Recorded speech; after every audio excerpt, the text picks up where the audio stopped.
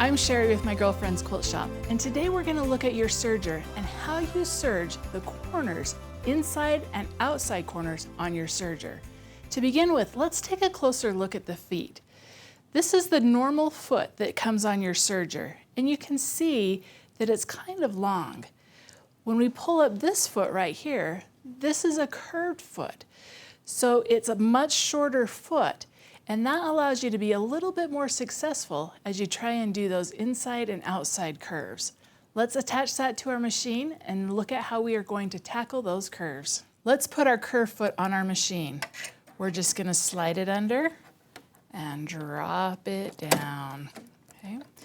Now that that's installed, we're ready to take on a curve. If you're not very confident with curves, you can also slow down your speed on the Triumph by sliding your lever to the left. We've got our curved foot on. We're going to put our foot down and we're going to start stitching. And you can look on the lines here on your foot, and these line up with your needle. So we're just going to go right along there.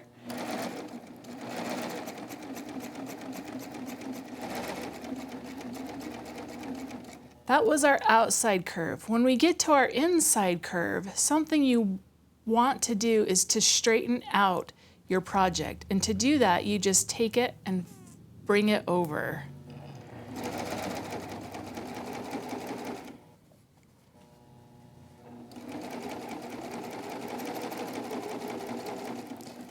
Now we're back to an outside corner. Just go slow and go around the corner. So you can see as we went around the outside, and then as we came around the inside, we are able to keep all of our seams nice and tight to the curves. Good luck and get ready to tackle those curvy projects.